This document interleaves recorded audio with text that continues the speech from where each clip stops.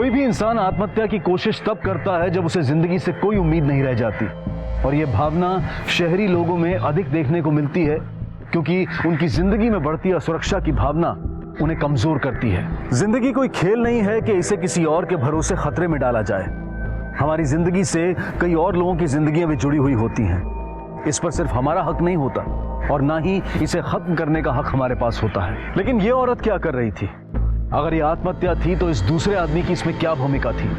वो उसे रोक क्यों नहीं रहा था? आखिर क्या था ये सब? आइए देखते हैं आज के एपिसोड की इस अविश्वसनीय कहानी में।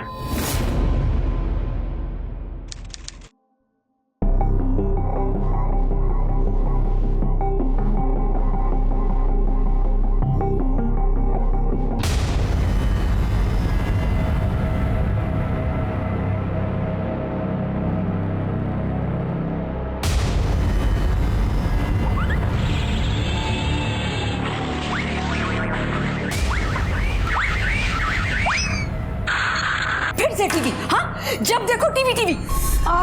मामा छोड़ो प्लीज, मुझे दर्द हो रहा है। अरे अगर हमारे माँ बाप ने हमें पढ़ाई लिखाई कराई होती ना तो इस घर में हम अपना माथा नहीं फोड़ रहे होते। इसलिए तुमको समझाते हैं, अगर 4 अक्षर पढ़ लोगी ना तो दुनिया सलामी ठोकेगी तुम्हें। हमें सलामी नहीं चाहिए, हमें टीवी चाहिए। सुभान लड़ती हमसे। हाँ चलो आओ यहाँ पर। जब देखो टीवी टीवी टीवी। परेशान हो गए हम तुम्हारी टीवी से, लेकिन तुम्हें समझ नहीं आते। बैठो चलो पढ़ो यहाँ पर। क्या कर रही हो? ऐसा लगता है एक दिन इसकी जान लेके रहोगी तुम। अरे तो मम्मी हमारी बस कोयल बेटा, तुम बिल्कुल चिंता मत करो। चलो हमारे साथ मंदिर चलो। हाँ पर माँ जी हमारी बात तो सुनिए आप एक बार के लिए। बिल्कुल चिंता मत करना, हम है ना तुम्हारे साथ। चलो मंदिर जाएंगे।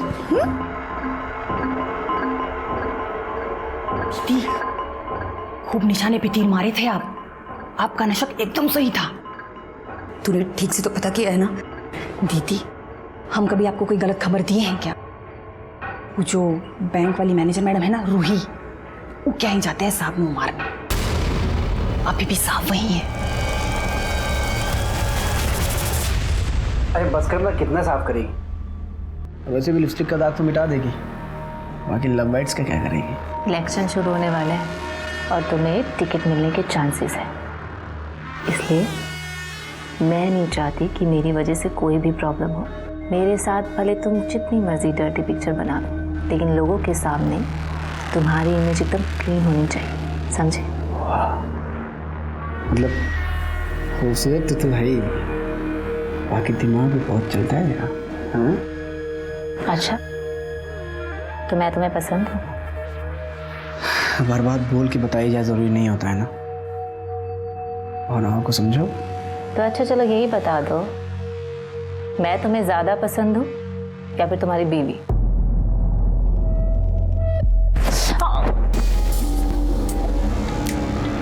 तुम्हारा यही गुस्सा तो मुझे अच्छा लगता है। I love it. जान ले लेता है मेरी। अब इस टाइम कौन आ गया?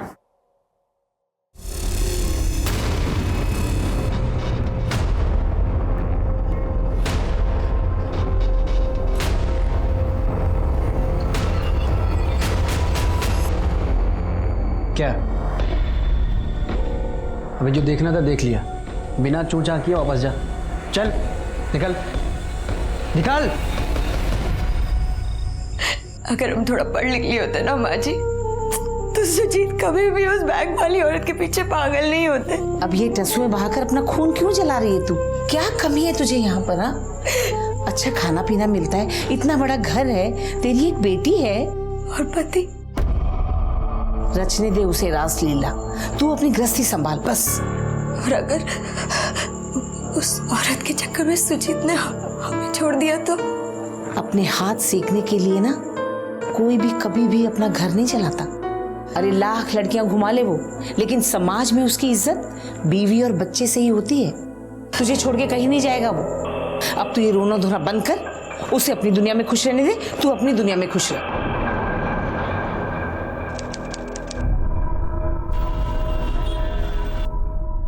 अरे बहू, हम जरा मंदिर जाके आ रहे हैं।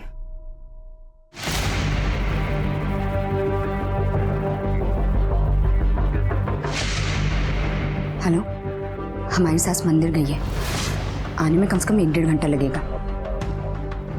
आप तुरंत आ जाइए।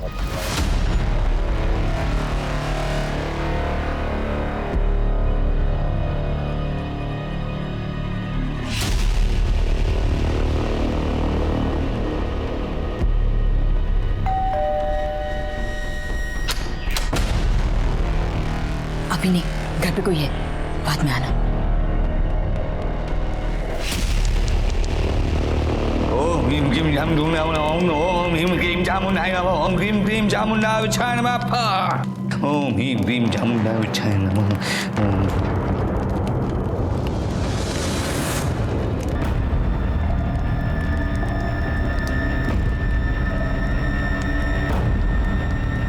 जब तक हमारी जिंदगी से ये कांटा नहीं निकल जाता तब तक हमें कोई भी चीज सुख नहीं देगी। हम पर भरोसा रखो, वो जरूर मरेगी। और नहीं मरी तो तुम हमारी विद्या की परीक्षा लेना चाहती हो।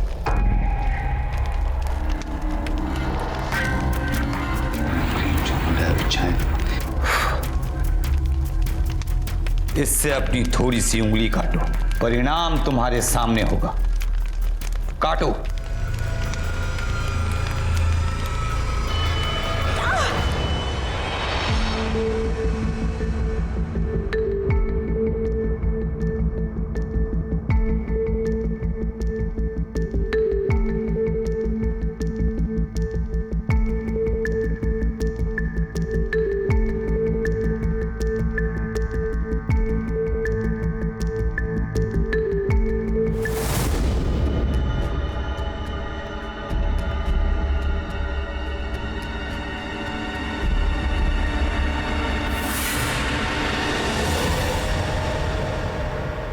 अरे इसको इससे गुना करो और इस पे जोड़ दो, इतना तो आसान है। क्या मम्मी आप कुछ भी पढ़ा रहे हो?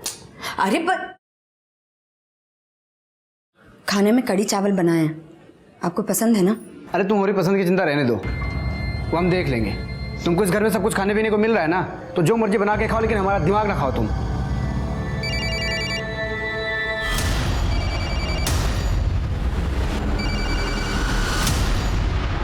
आ जाना। हाँ बस आ रहा हूँ।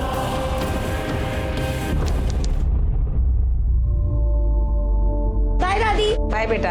हाँ जी, आप मैनेजर को फ़ोन कर लीजिए, बुकिंग का वही देखेगा। हाँ जी, क्या? हाँ पेमेंट का भी वही। हाँ ठीक है, ठीक। हाँ डेट सेम डेट जी ठीक।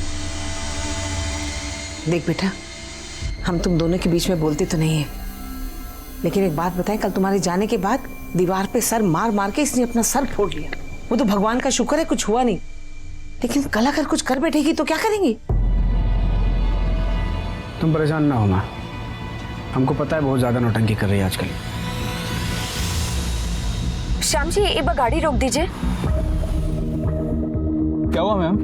मैडम हम स्कूल के लिए लेट हो जाएंगे। हाँ ठीक है, लेकिन मुझे इसका टिफिन तो चेक करने दीजिए, इसने टिफिन रखा भी है या नहीं रखा, वरना स्कूल वापस आना पड़ेगा देने।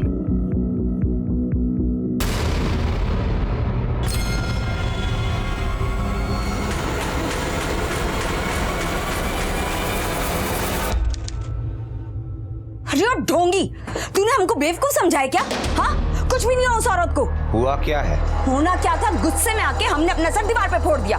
हमारा सर तो सूज गया, लेकिन एक खरोच तक नहीं आई उस औरत को। हमने देखा है। बेवकूफ तो तुम हो ही। हमने अपनी विद्या के माध्यम से तुम दोनों की आत्माओं को जोड़ा था। तुम्हें जितनी बार उसे कष्ट देना है उतनी बार अपनी आत्मा को उसकी आत्मा से जोड़ना पड़ेगा, और उतनी बार हमें तुम दोनों की आत्माओं को जोड़ने के लिए पूजा करनी पड़ेगी।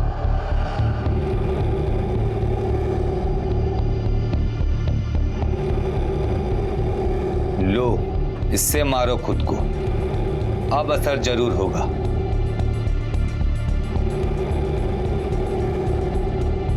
अरे ओ बाबा, अगर असर नहीं हुआ तो सारे पैसे वापस। भरोसा रखो। बस श्याम जी आप यहीं रोक दीजिए, मुझे यहाँ से कुछ सामान लेना है।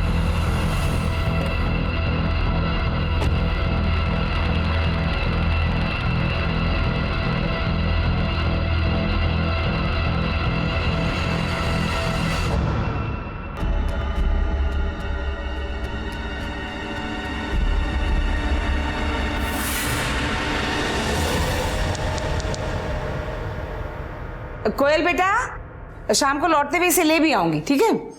चल आज दादी के साथ स्कूल। हाँ।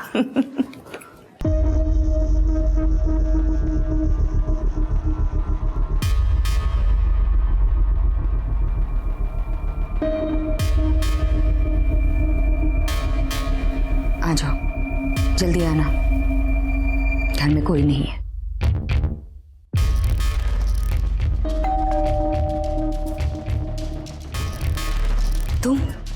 तुम्हारा तो समय गलत चल रहा है। 2-3 घंटे बाद आना, अभी घर पे कोई है।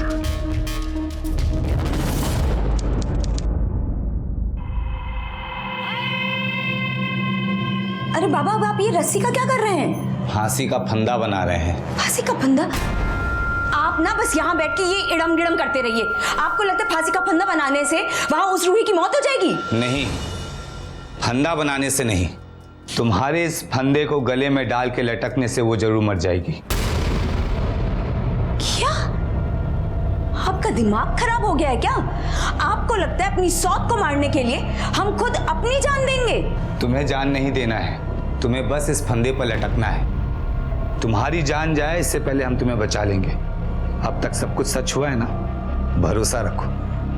आओ, इस स्टूल पर खड़ी हो जाओ।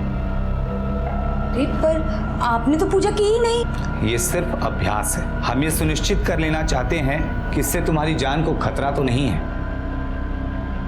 खड़ी हो जा स्टूल पर।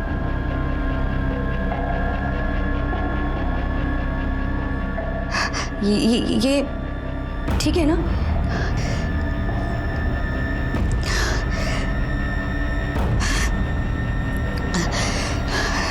ठीक है,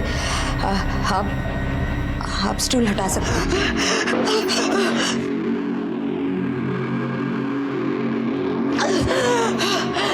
पानी पियो।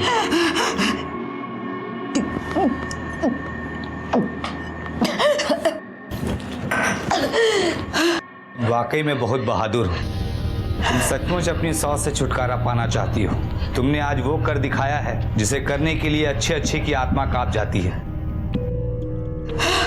लेकिन तुम्हारे गले का निशान कोई देखेगा, कोई पूछेगा तो? अगर कोई हम पे ध्यान देता तो ये सब करने की हमें जरूरत ही क्या थी?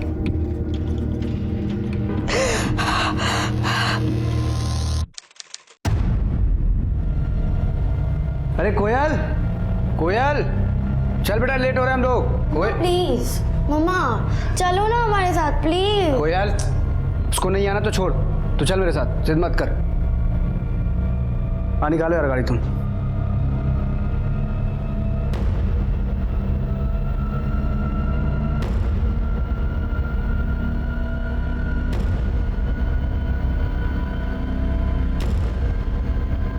आ जाओ।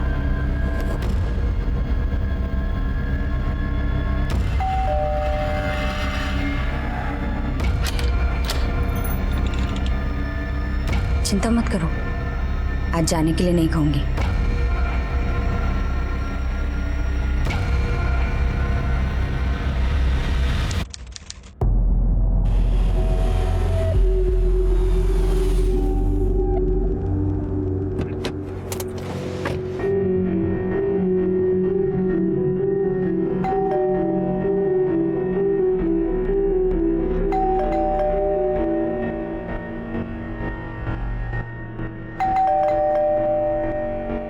दरवाजा क्यों नहीं खोल रही है? सो गई है क्या? पता नहीं। आपके पास दूसरी चाबी है क्या? हाँ।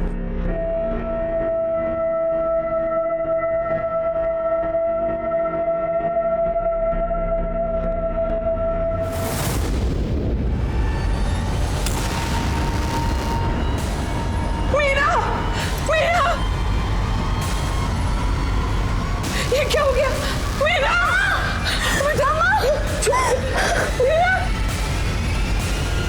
कोई भी पत्नी कभी बर्दाश्त नहीं कर सकती कि उसका पति किसी दूसरी औरत के साथ संबंध बनाए, लेकिन अपनी इस तकलीफ से छुटकारा पाने के लिए मीना ने जो रास्ता चुना था वो गलत था। मीना अंधविश्वास में पड़कर अपने आप को चोट पहुंचा रही थी ताकि वो रूही को दर्द दे सके। मीना एक तांत्रिक के साथ मिलकर रूही को मारना चाहती थी, लेकिन इसके विपरीत अब वो खुद अपनी जान गंवा बैठी थी।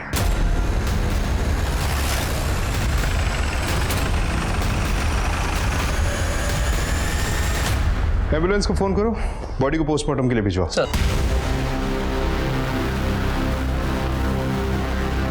कैसे हुआ ये सब?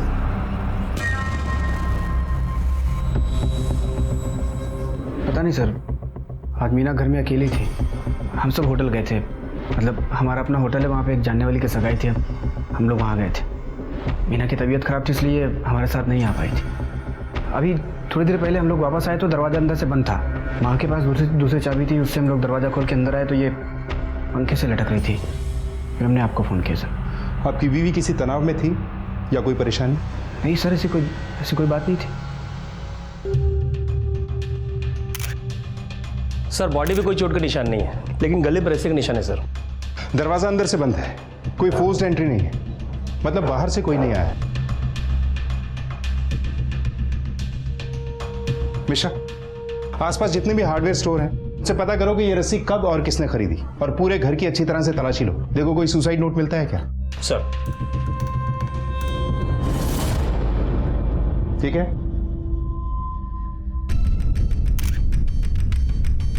सर ये तो राग जैसा लग रहा है। त्रिपाठी सर। इसका सैंपल लो और चेक करवाओ कि ये क्या है। सर। मम्मा! कोयल बेटा चुप हो जा। दादी कहाँ लेके जा रहे?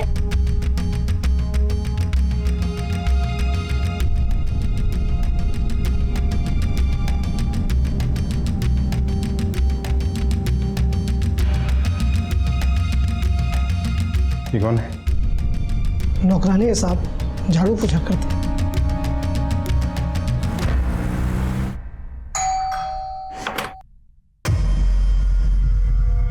तुम? और क्या हाल चाल? तुम्हारी बीवी मर गई, तुम यहाँ क्या कर रहे हो? अरे यार, तुम सवाल जवाब करके मेरा दिमाग खराब मत करो। पुलिस वालों ने ऐसे दिमाग की दही कर रखी। क्या हुआ, कैसे हुआ, क्यों हुआ, किसने किया? अबे तुम पुलिस वाले पता करो ना किसने किया है। दिमाग खराब कर दिया है मेरा।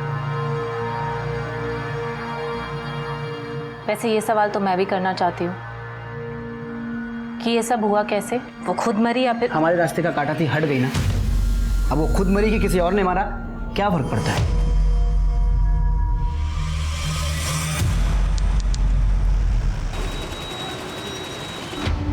साहिब, अपना मर्द किसी दूसरी औरत के पास जाए तो जान तो जलेगी ही ना।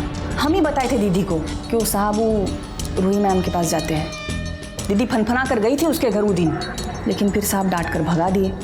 तो बहुत बड़ा तमाशा करके आई थी अगले दिन दीदी। दीदी दीदी सुनो तो। दीदी रूही बड़ा बखेड़ा हो जाएगा, रहने दीजिए, और साहब भी बहुत गुस्सा करेंगे। चुप लो, मिश्रा की फाइल है, इसे सबमिट कर दो, ठीक है? तू बैंक मैनेजर है ना? देखो तो सुंदर भी बहुत है, तो फिर इधर उधर मुंह क्यों मारती फिरती है? ज्यादा आग लगी है तो शादी कर ले, या फिर कहीं और जाकर अपनी आग बुझा, लेकिन हमारा घर बर्बाद करना बंद कर। Shut up you cheap women, तुम्हें अंदर किसने आने दिया? अच्छा, जब अपना मुंह काला कर रही थी तब तुझे शर्म नहीं आई, और अब अपना काला मुंह दिखाते हो तो शर्मा रही है? अरे बेइज्जती क्या होती है ये मैं तुझे अब बताऊंगी। सिक्योरिटी! ये क्या तू यहाँ 2 टके की नौकरी कर रही है? क्यों समय बर्बाद कर रही है? एक काम कर, धंधा कर ले जाके, पैसा भी बहुत कमाएगी और तुझे मजे भी बहुत आएंगे, लेकिन हमारे पति की तरफ आंख उठाकर भी मत देखना। तुम्हारी मैडम ने इतना तमाशा किया, वो रूही, उसने कुछ नहीं कहा? साहब वो जानती थी कि मालिक के होते हुए उसे कुछ कहने की जरूरत ही नहीं थी। हमारी बेइज्जती करा के आई है। एक बात कान खोल के सुन ले, तू औरत है और हम मर्द हैं। हम एक नहीं 100 के साथ सोएंगे। अरे क्या कर रहा है? छोड़ उसे, हट जा यहाँ से। उस दिन के बाद तो साहब दीदी पर मातम सा छा गया था। ना बोलती थी ना अपनी सुध लेती थी, लेकिन पिछले 1-2 महीने से उनके चेहरे पर रौनक आ गई थी। तो क्या मीना के पति सुजीत ने उस रूही से मिलना छोड़ दिया था? नहीं साहब, तो छुट्टे सांड की तरह हो गए थे। उनको किसी का डर नहीं लगता था, रोज जाते थे रूही मैम से मिलने। दीदी तो एकदम पगला सी गई थी। हाँ जान, हाँ शाम को आऊँगा मिलने। अरे पक्का आऊँगा। हाँ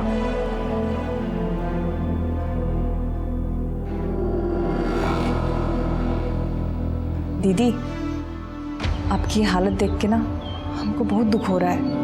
अब ज्यादा दिन दुख नहीं रहेगा, क्योंकि मुझे तरीका मिल गया है उस रूही को अपने पति से अलग करने का। कौन सा तरीका? जब काम हो जाएगा तो बता देंगे, लेकिन तब तक एकदम चुप, किसी से कुछ मत कहना। ऐसा क्या तरीका मिला था मीना को? पता नहीं साहब, वो बताने से पहले दीदी गुजर गई। ठीक है, तुम जाओ, कुछ पूछना होगा तो फिर बुलाएंगे। सर, पोस्टमार्टम रिपोर्ट आ गई है। देखो मिश्रा। सर, इस पोस्टमार्टम रिपोर्ट के हिसाब से मीना की मौत 1 बजे से 4 बजे के बीच में हुई है। और सर पर 2 महीने पुरानी चोट के निशान भी हैं। सर ये देखिए, वोकल कॉर्ड पे अंदरूनी इंजरी के निशान है। और सर ऐसे ही निशान 2 महीने पहले के भी हैं। सर हो सकता है कुछ दिन पहले भी उसने सुसाइड अटेम्प्ट किया है। बॉडी में कोई नींद की या बेहोशी की दवा मिली? सर बॉडी तो एकदम क्लीन है। इसका मतलब है कि मीना ने सच में सुसाइड अटेम्प्ट किया है, लेकिन मीना ने कोई सुसाइड नोट नहीं छोड़ा। आमतौर पे सुसाइड करने वाले विक्टिम सुसाइड नोट जरूर छोड़ते हैं। उस रस्सी के बारे में कुछ पता चला? नहीं सर, पूछताछ जारी है। जरा इसके पति के बारे में भी पता करो। सुजीत के मुताबिक उस दिन वो होटल में था। वहां का सीसीटीवी फुटेज चेक करो, देखो वाकई वहां था या नहीं। सर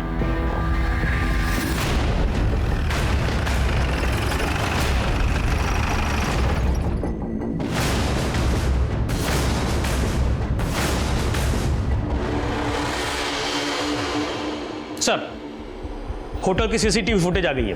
लगाओ। ये देखिए सर, सुजीत ने कहा था कि वो पूरे टाइम होटल में ही था, लेकिन ये देखिए सर गेट की फुटेज।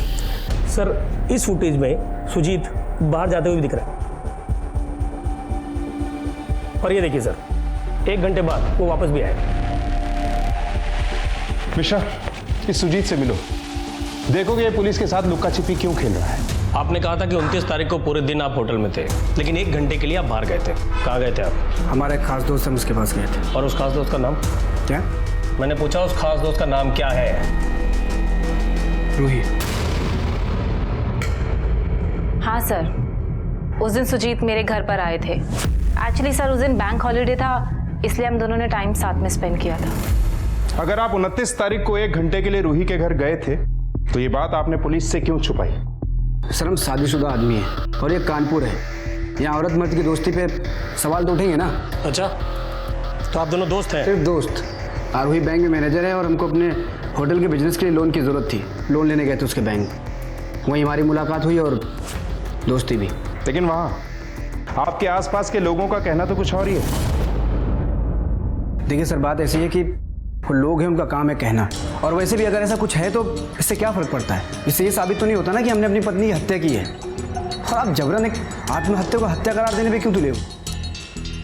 ठीक है, आप जा सकते हैं।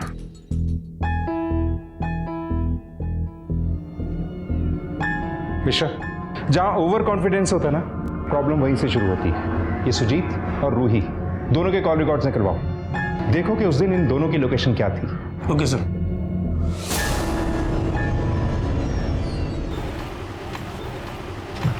सर कॉल रिकॉर्ड्स आ गए। सुजीत अपना फोन होटल पर ही छोड़ कर गया था और रूही के फोन की लोकेशन उसके घर पे ही दिखा रही है। इसका मतलब है कि ये दोनों खेल खेल रहे हैं। ऐसा करो, सुबह इनके घर के आसपास पूछताछ करो। किसी ने तो सुजीत को अपने घर आते देखा होगा। सर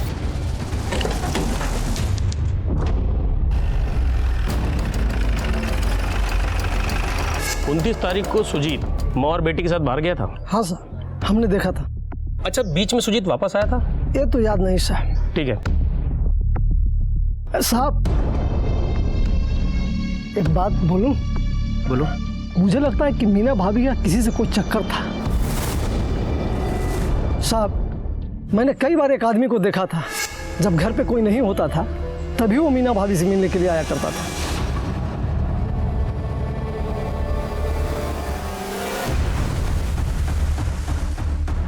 देखने में कैसा था? पता नहीं साहब, कभी चेहरा देख नहीं पाया और दोनों इस बात का ध्यान रखते थे कि कोई उन्हें देख न ले। और मीना भाभी पहले खुद दरवाज़ा खोल करके देखा करती थी कि कोई उन्हें देख तो नहीं रहा है, उसके बाद वो बाहर निकलता था। साहब हमेशा गमछे से चेहरे को छुपा लेता था। अब आदमी की नीयत में खोट हो साहब, तभी ना कोई चोरों की तरह मिलता है। अच्छा, 29 तारीख कोई आदमी यहाँ आया था? आदमी का तो पता नहीं, पर उधर एक तांत्रिक को देखा था। तांत्रिक? हाँ साहब, गले में माला, हाथ में अंगूठी, बड़ा अजीब ही लग रहा था वो, और बहुत देर तक वो खड़ा भी रहा। उसका स्केच बनवा सकता है? नहीं साहब, इतना याद नहीं है, एक ही बार देखा था ना। अच्छा, जरूरत पड़ेगी तो थाने बुलाएंगे तुझे। जी साहब, आऊँगा। चलो।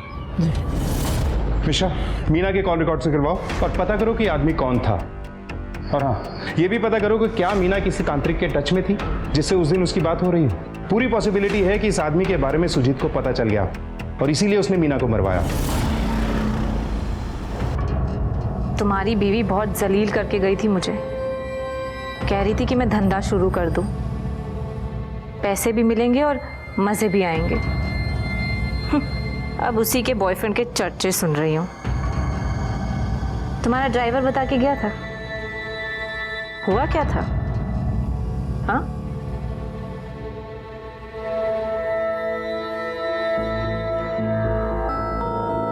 मेरे सामने तो बड़ा मर्द बनते हो तुम, अपनी बीवी को खुश नहीं कर पाए।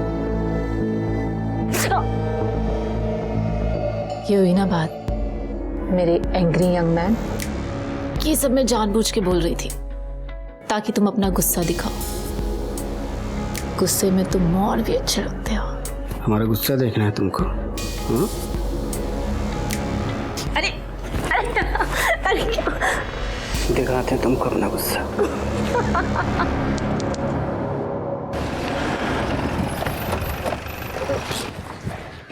सर, ये है मीना के कॉल रिकॉर्ड्स। अपने नंबर से वो ज्यादा लोगों से तो बात नहीं करती थी, और करती भी थी तो अपने परिवार के लोगों से। सर, मीना के IMEI नंबर की डिटेल से पता चला कि उस फोन में वो दूसरा सिम भी इस्तेमाल कर रही थी, और उस नंबर से वो एक ही नंबर पे कॉल करती थी। हमने पता लगाया तो पता चला कि नंबर फर्जी है। कहीं ये वही आदमी तो नहीं जो मीना से छुप छुप कर मिलने आया था? और ये मीना किसी तांत्रिक के टच में थी क्या? नहीं सर, मीना तो किसी तांत्रिक के टच में नहीं थी। हाँ, लेकिन रूही के कॉल लिस्ट में एक तांत्रिक का नंबर मिला है, उसका नाम भैरव। भैरव? उठा के लाओ इस भैरव। तुम तांत्रिक हो। मीना के घर से उस दिन हमें राख मिली थी, और वो राख तांत्रिक विधि के लिए ही इस्तेमाल होती है। हमें कुछ नहीं मालूम। और ये तुम लोग यहाँ मुझे क्यों लेके आए हो? अभी पता चल जाएगा। मिश्रा, ये पासबुक तुम्हारी है ना? हाँ। रूही मिश्रा ने तुम्हारे अकाउंट में पैसे ट्रांसफर किए थे। किस लिए किए थे? मीना को मरवाने के लिए, और तुमने उसका काम कर दिया। क्यों? ए बच्चा! ए बाबा, ये बच्चा बोल के गच्चा किसी और को देना।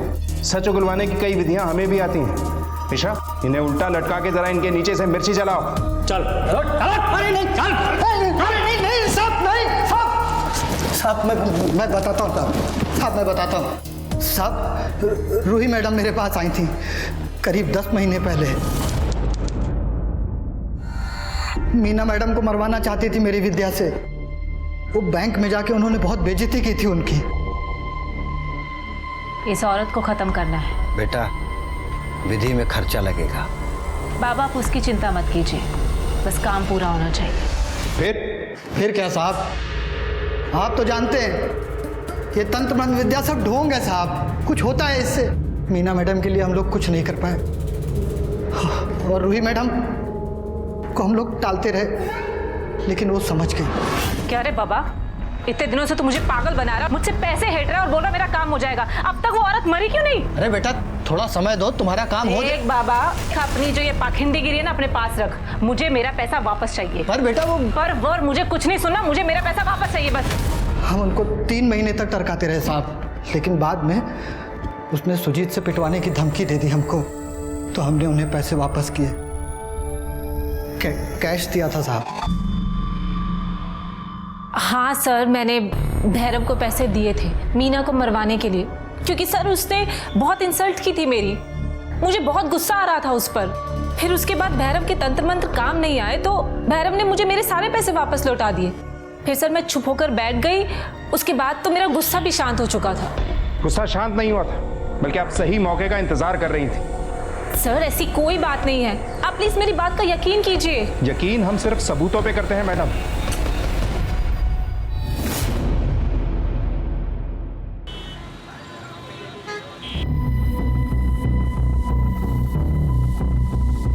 मिश्रा, ये भैरव और रूही दोनों एक जैसी रटी रटाई बातें कर रहे हैं। कोई ना कोई कनेक्शन तो है मीना, रूही और भैरव के बीच। सर मैं आपको वही बता रहा हूँ। ये देखिए सर, मैंने मीना, भैरव और रूही तीनों के कॉल लिस्ट को अच्छे से चेक किया और करीब 2 महीने पहले मीना ने एक नंबर पे 3 से 4 बार बात की और उस नंबर से ये भैरव लगातार कांटेक्ट में था। और सर जिस दिन मीना मरी उस दिन भैरव ने इस नंबर पे कई बार कॉल किया। और किसका नंबर है ये? किसी जगत का है सर। ये जगत कौन है? नहीं मालूम साहब, सुबह से शाम तक इतने लोग आशीर्वाद लेने आते हैं, किस किस को याद रखे कौन कौन है कौन नहीं। देख बाबा, सच सच बोल दे वरना तेरे कष्ट बढ़ने वाले हैं। बोल। हमें नहीं मालूम साहब। कभी कंटाप का आशीर्वाद लिए हो? ले जाओ इसे, और तब तक मारो जब तक ये अपने सारे तंत्र मंत्र ना भूल जाए। ले जाओ।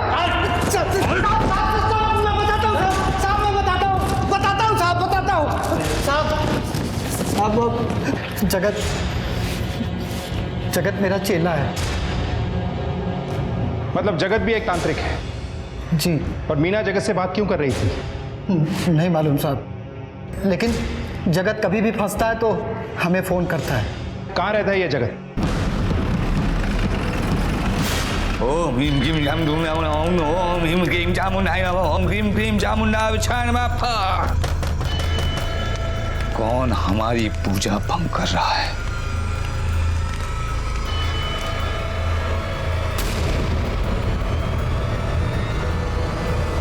साहब हम क्या किए? हमको काय को ले जा रहे हैं? हम कुछ तो नहीं किए। एक मिनट रुको।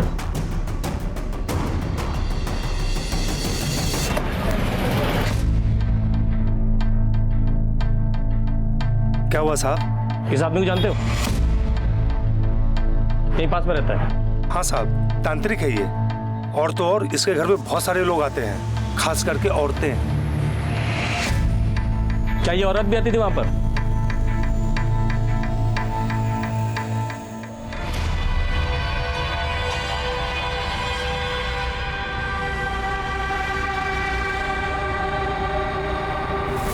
हाँ साहब, इस औरत को आते हुए देखा है मैंने बहुत बार। अच्छा, अभी 1 हफ्ता पहले ये आदमी आया था रस्सी लेने, ऐसी बात? नहीं साहब, ये आदमी तो नहीं आया था, पर ये औरत जरूर आई थी। चल। अरे वाह, गुरु घंटाल का काम चेले ने कर दिया। नहीं साहब, हमने कुछ नहीं किया। अच्छा, दिल तो मेरा बहुत कर रहा है कि तेरी बात मान लूं, लेकिन क्या करूं? तेरे खिलाफ सारे सबूत मिल चुके हैं हमें। मीना तेरे घर आती थी, 2 महीने पहले उसने तुझसे फोन पे बात भी की थी, और इस रस्सी की गांठ तेरे पास के दुकानदार ने खोल दी है। तेरे कहने पे ही मीना ने ये रस्सी खरीदी थी ना? हाँ साहब, लेकिन हमको कुछ नहीं पता साहब। हम मीना मैडम से मिले जरूर थे, लेकिन भैरव बाबा के कहने पर। देख जगत, हम पैसे लेके फंस गए हैं। वो रूही बहुत खतरनाक औरत है, तुझे ये काम करना ही होगा। लेकिन बाबा इसमें हम क्या कर सकते हैं? मैं मीना के बारे में सब कुछ पता करके तुझे बता दूंगा। तू वही बातें उसे बता के उसे बोतल में उतार ले। फिर 1 हफ्ते बाद हम मीना मैडम के घर गए, जब उनके घर कोई नहीं था। हम तेरा सारा दुख दूर कर सकते हैं। बाबा बकवास मत कीजिए, आपको अनाज चाहिए हम लाके देते हैं। तेरा पति तुझ पे बहुत जुल्म करता है। 3 दिन पहले तूने अपने पति को डराने के लिए मरने की भी कोशिश की थी, लेकिन तुम्हारे पति को कोई फर्क नहीं पड़ा। सब कुछ तेरे चेहरे पे दिखता है बच्चा, लेकिन मरना कोई समस्या का समाधान नहीं। मरो नहीं तो फिर क्या करो बाबा? मार दो उसको जिसके कारण ये सब कुछ हो रहा है। मार दो। साहब, हमने उनको झूठ बोलकर अपने जाल में फंसा लिया था। हमने उनको कहा था कि हमने उनकी आत्मा को रूही की आत्मा से बांध दिया है। अब अगर उनके शरीर को कष्ट होगा तो रूही को भी कष्ट होगा। हमने उनको अपना उंगली काटने को कहा और भैरव बाबा ने रूही मैडम को। ओ बाबा, जाहिल समझा क्या मुझे? वो मीना होगी जाहिल, मैं नहीं। और अपनी उंगली काट कर मैं खुद को तकलीफ क्यों दूं? अरे मीना को लगना चाहिए ना कि तुम्हारी उंगली कटी है। बाबा, उसके लिए उंगली काटने की क्या जरूरत है? मैं पट्टी भी तो लगा सकती हूँ। मीना मैडम जब भी अपने आप को चोट पहुंचाती, जगत मुझे बता देता और मैं रूही मैडम को बता देता था। रूही मैडम अपने हाथ में पट्टी बांध लेती। मीना मैडम को विश्वास हो जाता कि हमारी विद्या काम कर रही है। और ये मक्कारी का खेल खेल के तुमने उसकी आत्मा को ही निकाल दिया। साहब, मैं मीना मैडम से मिला ही नहीं हूं। मैंने आज तक उनको देखा ही नहीं है। हम तो सिर्फ रूही मैडम के कहने पर ये सब कर रहे हैं। सर, मीना के खून में मेरा कोई हाथ नहीं है। और उस दिन 29 तारीख को ही भैरव ने मुझे बताया था कि जगत ने ये काम करने के लिए मना कर दिया है। तो तुम्हारे दोनों प्यादों ने ये करने से इनकार कर दिया। उसके बाद क्या किया तुमने? कैसे मरवाया मीना को? सर, मैं आपको पहले बता चुकी हूँ, मैंने कुछ नहीं किया मीना के साथ। मतलब तुम ऐसे नहीं बोलोगी? वनीता, इन्हें अंदर लेकर जाओ और अपने तरीके से पूछताछ करो इनसे। नहीं सर, मैं बताती हूँ, मैं बताती हूँ सर। क्या शायद सुजीत ने मीना को मारा है सर। मैं श्योर तो नहीं हूँ, लेकिन मीना के मर्डर के अगले दिन ही सुजीत ने मुझे इशारों में बताने की कोशिश की थी कि उसी ने शायद मीना का खून किया है। हमारे रास्ते का काटा थी हट गई ना। अब वो खुद मरी कि किसी और ने मारा, क्या फर्क पड़ता है? आप एक नहीं, दो नहीं, चार नहीं, 10 बार पूछेंगे, हमारा एक ही जवाब होगा कि मीना की हत्या हमने नहीं करवाई है और ना हमने की है। हाँ, ये सच है कि हम उस दिन होटल से घर गए थे क्योंकि हमको शक था कि मीना का किसी के साथ चक्कर चल रहा है। हम बस वही देखने गए थे और जब हम घर पहुंचे। झूठ बोल रहे हो तुम घर गए, तुमने मीना को उसके यार के साथ देखा, गुस्से में पागल हो गए और तुमने उसे मार दिया। अरे सर, आप ठंडे हो जाइए। 4 दिन में चुनाव होने वाला है, हमको टिकट मिलने वाला है। ये सब झमेले में पड़कर अपना टिकट करवाना है क्या हमको? देखिए सर, उसकी हत्या से हमारा कोई लेना देना नहीं है। हमको मत घसीटिए इसमें आप। ठीक है, इतना पता चल गया है और भी पता चल जाएगा। अंदर करो इसे। एक मिनट, एक अंदर करो क्या मतलब? सर, आप गलत कर रहे हैं, ये बहुत महंगा पड़ेगा, आपको बता रहे हैं। चलो। अरे हमारा उसके हत्या से कोई लेना देना नहीं, बता रहे हैं आपको। पहले भैरव, फिर जगत, फिर रूही और फिर सुजीत। पुलिस के पास ये 4 चेहरे थे जिन पर उन्हें पूरा शक था, लेकिन किसी के भी खिलाफ कोई ठोस सबूत नहीं थे और सबने ये माना था कि वो मीना के खिलाफ साजिश कर रहे थे। लेकिन कोई ये मानने को तैयार नहीं था कि उसने मीना का कत्ल किया है। और पुलिस के सामने जो सबसे बड़ी गुत्थी थी वो थी उस आदमी की जो मीना के दूसरे नंबर पर उससे बात किया करता था और जिसे गमछे में मुंह छिपाकर आते जाते सिक्योरिटी गार्ड ने देखा था। आखिर कौन था ये आदमी और एकदम से गायब कहां हो गया था? क्या इसी ने मीना का कत्ल किया था या फिर इसने कत्ल होते हुए देखा था और डर कर कहीं छिप गया था? आखिर कौन था मीना का असली कातिल? क्या पुलिस ये गुत्थी सुलझा पाई? जगत के फोन लोकेशंस मिले? सर, मैंने पता किया, 29 तारीख को उसकी लोकेशन घर के पास ही थी। और भैरव, मीना के घर के पास? जी सर।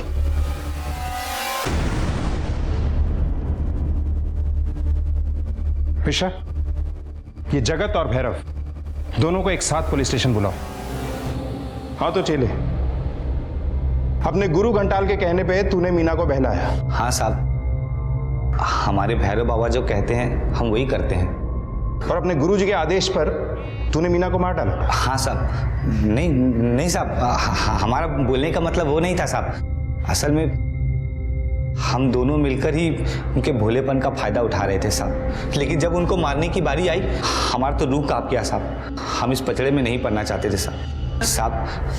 हमने तो भैरव बाबा को साफ कह दिया कि आपको मारना है तो मारिए, हमसे नहीं हो पाएगा। तू मुझे फंसाने की... झूठ मत बोल, तू नहीं मारा है मीना को। तेरे फोन की लोकेशन वहीं की थी और गार्ड ने तुझे वहां देखा भी था। साहब, हम वहां गए थे और हमने इसको फोन करके कहा भी था कि तू मार दे, नहीं तो मैं मार दूंगा। लेकिन साहब, ऐसे थोड़ी ना होता है कि हम मीना मैडम से कहें कि तुम फांसी लगा लो और वो लगा लेंगी, मेरे लिए जान की बाजी दे देंगे। अरे साहब, मैं तो मीना मैडम को जानता भी नहीं। हाँ, मैंने इससे ये ज़रूर कहा था कि मेरा परिचय करवा दो, बाकी मैं संभाल लूंगा। मैं वहां गया था, इसका इंतजार कर रहा था, ये आया नहीं। साहब, हमने मीना मैडम को फोन करके बता दिया कि हमारे भैरव बाबा आएंगे और आपका काम कर देंगे। तो ये बात तुमने फोन करके मीना को बताई? हाँ साहब, सुबह सुबह हमने मीना मैडम को फोन किया और साफ साफ कह दिया कि हमारे भैरव बाबा आ रहे हैं, वही आपका काम कर देंगे। तू ये क्या कह रहा है? ज्यादा शरीफ मत बन। तू नहीं मारा है मीना को, अंदर करो इस गुरु घंटाल को। साहब, हम जाएं साहब? तुम जा सकते।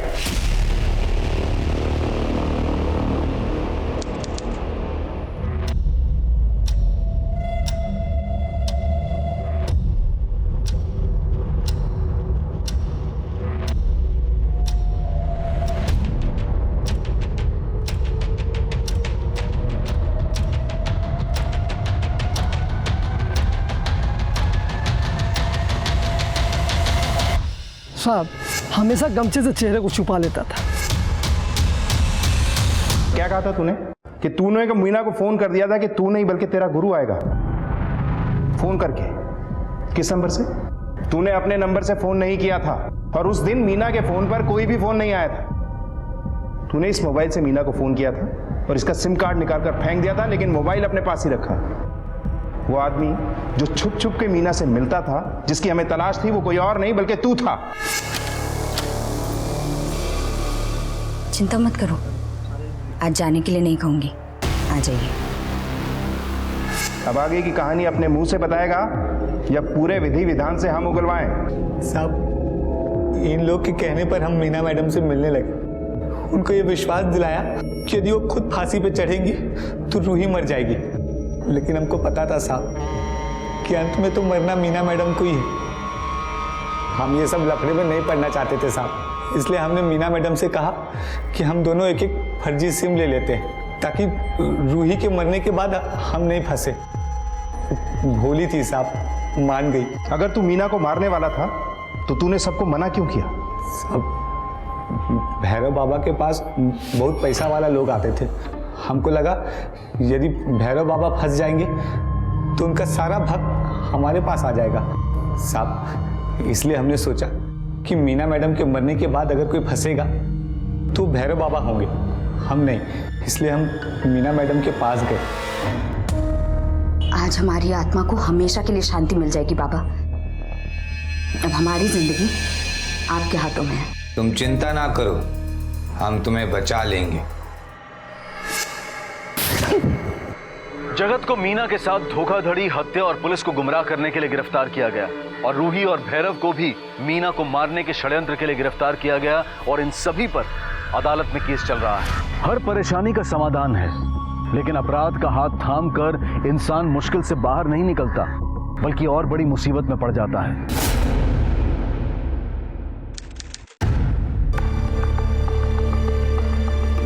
जल्दी जल्दी जल्दी जल्दी आ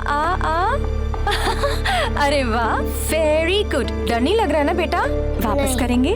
हाँ चलो चलो जल्दी चलो, ये संभाल के। हाँ जल्दी आओ, आ जाओ। हाय भाभी। हाय। हाय वर्षा।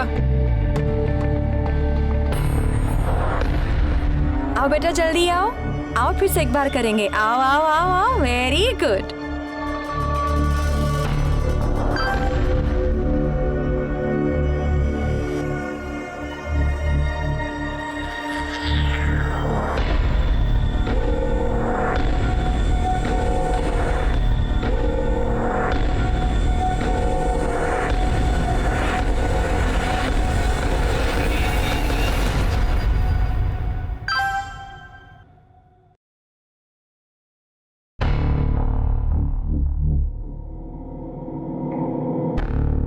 अभी किसका मैसेज है?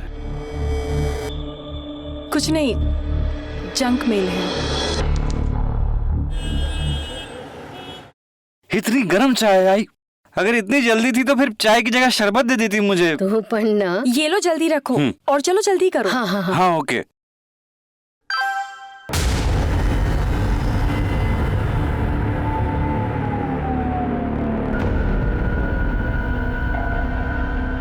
क्या हुआ? किसका मैसेज है? उसी का, कल रात भी उसने मैसेज किया था। अमर? अरे लेकिन वो तो बच्चा है।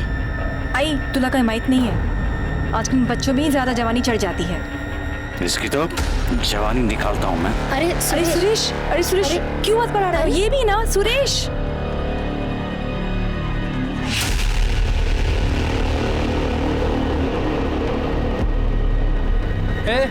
क्या बकवास है ये सब? हाँ क्या बकवास है? तेरी बीवी का फोटो है, इसमें चिल्लाने का क्या? तारीफ ही तो की है। यही सब सिखाते हैं तुमको कॉलेज में? बच्चे हो तो बच्चे बन के रहो, समझे? चिल्लाओ मत। सोशल मीडिया पे कमेंट्स किए, क्या गलत किया इसमें? बीवी है मेरी। ओए इतनी जलन हो रही ना तो संभाल अपनी बीवी को। सोशल मीडिया पे फोटोज डालेंगे तो कमेंट्स आएंगे। मुंह तोड़ डालूंगा। मुंह तोड़ दूंगा मैं तेरा। साला बोल रहा तेरी तो जान से मार डालूंगा तेरे को मैं। टच करके दिखा, देख तेरे खानदान के साथ क्या करता हूं। टच करके दिखा, तू मारूंगा तुझे मैं। क्यों लड़ रहा है साले? हट। अरे चल चल, खुद की बीवी को संभाल नहीं सकते, आए दूसरे को बोल ले साला। अरे मैसेज करता है मेरी बीवी को। ए चलो।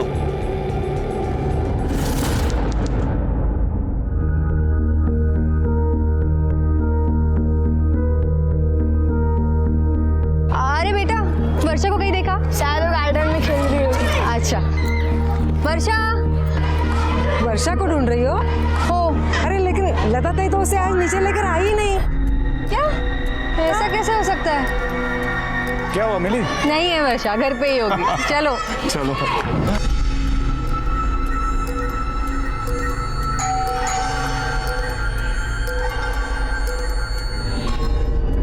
आई आई वर्षा, बेटा मम्मी आली आहे आणि तुझ्यासाठी सरप्राईज पण आहे। दरवाजा खोलो। वर्षा, आई कहाँ चली गई? मेरे पास चाबी है, ठीक है?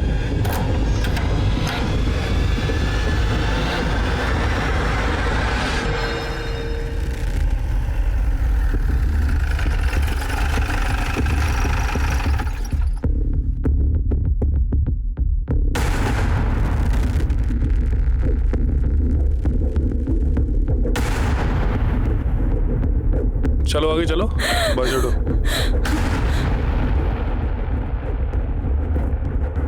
सर ये लता जी हैं, ये सुरेश रायकर हैं। लता जी सुरेश रायकर की सास और इनकी माँ है। ये नैना जी और ये 4 साल की वर्षा। बॉडी पर कोई भी चोट के निशान नहीं है, गला दबाकर इनको मारा गया है। कोई रीजन पता चला? हाँ सर, आइए मैं दिखाता हूँ।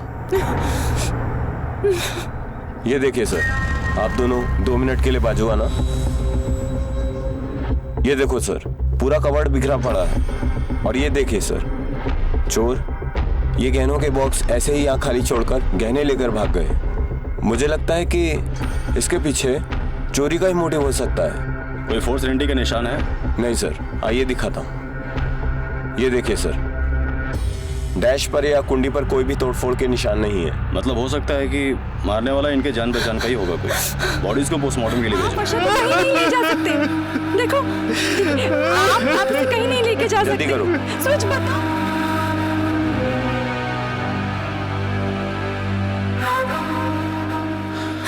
देखिए, मैं आप लोगों की हालत समझ सकता हूँ, लेकिन कुछ सवाल तो आपसे पूछने होंगे।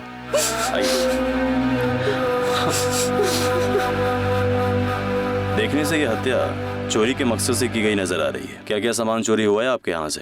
कुछ 8-10 हज़ार के कैश होंगे सर, और आई के और नैना के गहने। कितने के गहने होंगे? 5-6 लाख। आपकी काम वाली बाई या घर के किसी नौकर पे आपको शक है? सर हमारे घर में कोई काम वाली बाई या कोई नौकर नहीं है। आई और नैना साथ में मिलकर काम करते थे। किसी से कोई दुश्मनी? नहीं सर, ऐसा कुछ नहीं था। ऊपर चौथे माले पे खून हुआ और चोरी भी हुई है। किसी अनजान शख्स को यहाँ से आते जाते देखा? नहीं साहब, ऐसा तो कोई नहीं दिखा। सीसीटीवी लगा यहाँ पे? साहब यहाँ का तो मेन गेट भी टूटा पड़ा है साहब। साहब यहाँ पे तो कुछ भी हो जाए तो साहब हमारे जान के पीछे पड़ा रहता है। एक अकेला आदमी क्या क्या देखेगा साहब। पाटिल, जरा आसपास देखो, सीसीटीवी है क्या?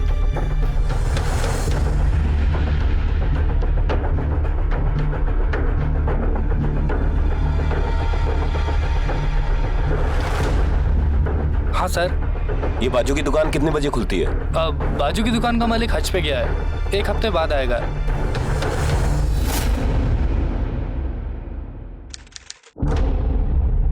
सर, लता जी और वर्षा की पोस्टमार्टम रिपोर्ट आ गई है और रिपोर्ट के मुताबिक दोनों को गला दबाकर ही मारा गया है। दोनों की मौत शाम को 4 से 5 बजे के बीच में हुई है। कोई सेक्सुअल असॉल्ट? नहीं सर, दोनों के साथ कोई सेक्सुअल असॉल्ट नहीं हुआ है। यानी ये दोनों खून लूटपाट के लिए किए गए, या तो फिर कोई पुरानी दुश्मनी निकाल के इसको लूटपाट की शक्ल दी है। सोसाइटी के सामने जिस दुकान में सीसीटीवी लगा था, उस दुकानदार से बात हुई? नहीं सर, उससे कोई बात नहीं हो पाई। पाटिल, काम करो, दोनों बॉडी सुरेश के परिवार को क्रियाक्रम के लिए सौंप दो और क्रेमेशन के बाद उनको पूछताछ के लिए पुलिस स्टेशन बुलाओ। Okay sir.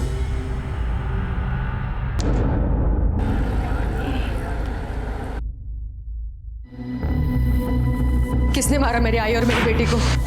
पकड़ा गया है ना वो? आप शांत हो जाइए, पहले आप बैठ जाइए। आपने अब तक उसे नहीं पकड़ा? तुम्ही शांत पडे बसा बघू। देखिए, हमारा इन्वेस्टिगेशन चल रहा है, हमें कुछ और जानकारी आपसे चाहिए थी। क्या जानना चाहते हैं आप?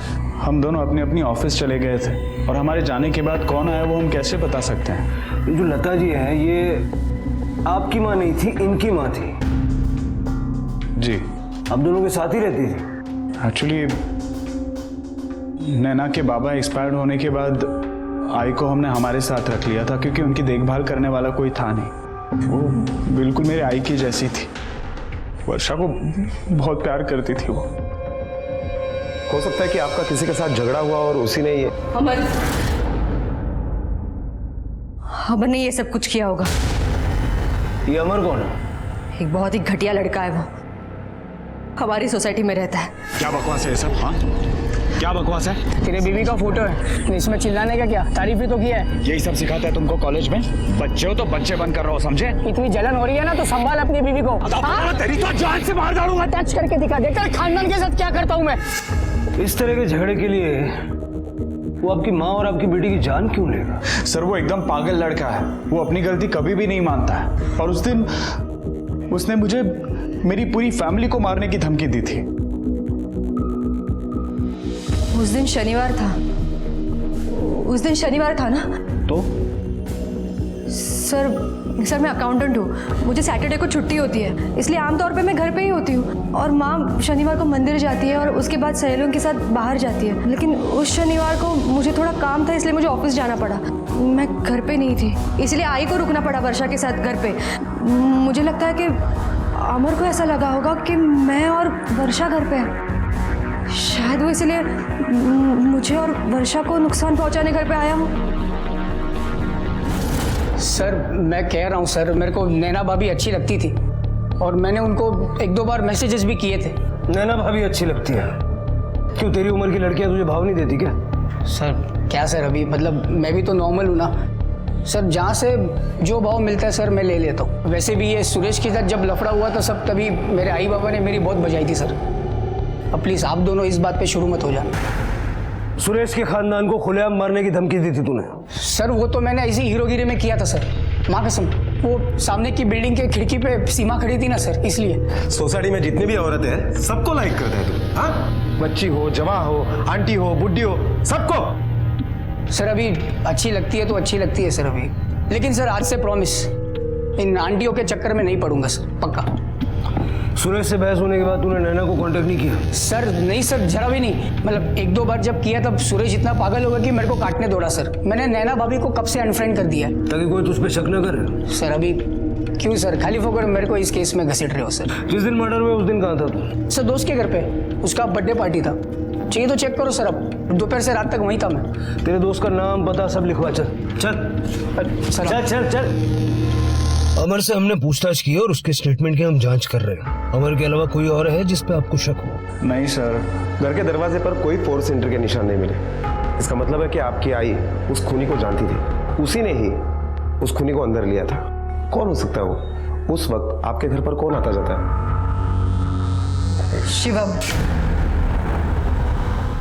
शिवम हो सकता है। मुझे लगता है ये सब शिवम ने किया होगा। ये शिवम कौन है? सर शिवम हमारी सोसाइटी में रहता है और वो आई और वर्षा के साथ बहुत अच्छी तरह से घुल मिल गया। नहीं, वो हमेशा मुझे अजीब ही लगता था सर।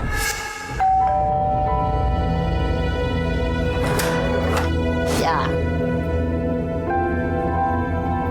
प्लीज पानी गिरने दे। हाँ।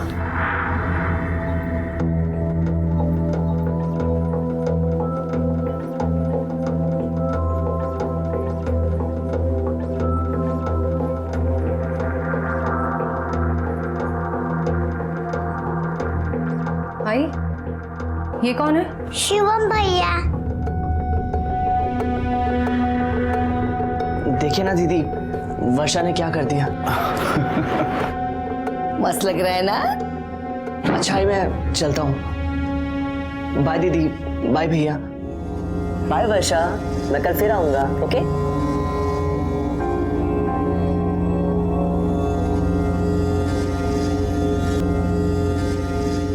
क्या है ये सब? हाँ?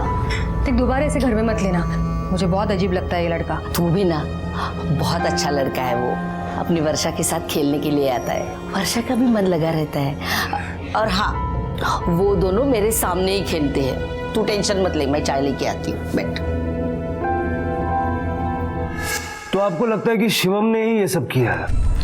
पता नहीं सर, अब वो एक ही इंसान ऐसा था जो हमेशा हमारे घर पे पड़ा रहता था। ये क्या बोले जा रही हो तुम नैना? शिवम क्यों मारेगा वर्षा और आई को? वो तो वर्षा को कितना प्यार करता था। मेरी कुछ समझ में नहीं आ रहा है सुरेश, क्या बोलूं, बताओ मुझे, ये सब कोई क्यों करेगा? क्यों मारेगा वर्षा को और मेरे आई को?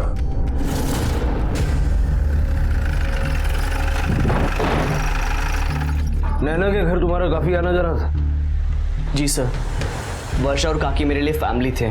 4 तारीख को दोपहर 3 से 5 के बीच कहाँ थे तुम? सर मैं इंजीनियरिंग कॉलेज में पढ़ता हूँ। 3 से 5 बजे के बीच में मोस्टली मैं कॉलेज से घर आ रहा होता हूँ। उस दिन जब घर आया तो मुझे पता चला कि वर्षा और काकी। नैना ने बताया कि तुम उसकी आई और वर्षा के काफी क्लोज थे। कभी उनका किसी से कोई झगड़ा वगैरह हुआ? नहीं सर, उनका झगड़ा किसी के साथ नहीं हुआ। काकी तो बहुत सीधी सादी थी और वर्षा वो तो छोटी सी बच्ची थी सर, उसकी भला दुश्मनी किसी के साथ कैसे हो सकती है? अपना नंबर दो, जरा इस अमर और शिवम के बारे में अच्छे से पता करो। आजकल के लड़के जेब में पैसे नहीं होते लेकिन शौक 5 स्टार के होते। पता करो मर्डर के वक्त इन दोनों की लोकेशन क्या थी। Okay sir.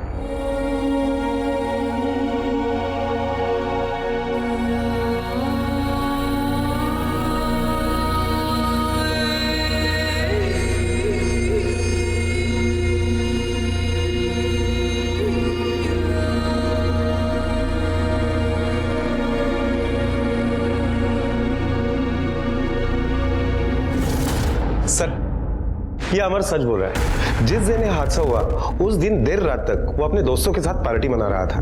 पार्टी में और भी कई सारे लोग थे। मैंने उनसे भी इस बात की पुष्टि की है कि अमर वहीं पर था। उसके मोबाइल के लोकेशन के मुताबिक ये भी पता चल रहा है कि वो पार्टी में ही था, वो सोसाइटी में आया ही नहीं था। और शिवम?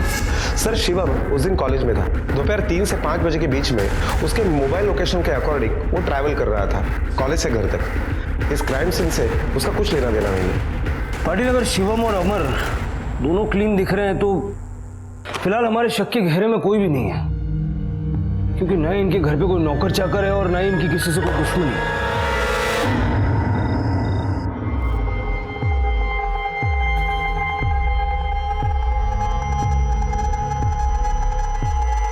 नैना,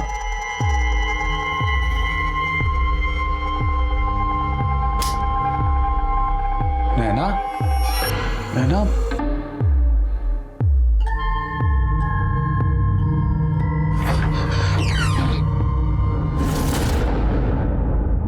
नैना,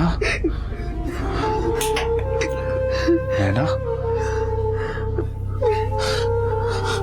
नैना, नैना, हौसला रखो नैना, संभालो अपने आप को। कैसे संभालूं सुरेश, कैसे संभालूं मैं अपने आप को? मैं मेरे बच्चे को नहीं बचा पाई सुरेश, मैं कुछ नहीं कर पाई उसके लिए। अगर उस दिन मैं घर में होती ना तो ये सब नहीं होता, मेरे बच्चे बच जाते सुरेश। ये सब मेरी वजह से हुआ है। सर ये देखिए, सोसाइटी के सामने वाली दुकान की सीसीटीवी फुटेज आ गई है। सर ज्यादा लोग अंदर बाहर नहीं गए, लेकिन यह औरत ही सबसे ज्यादा सस्पिशियस लग रही है। पाटिल, ये लेफ्ट वाले रोड का सीसीटीवी कैमरा भी जरा चेक करो। हो सकता है हमें ये पता चले कि औरत किस तरफ गई। हो सकता है उसकी शक्ल ठीक से हमें देखने मिले। और एक काम करो, सुरेश और नैना को भी बुलाओ।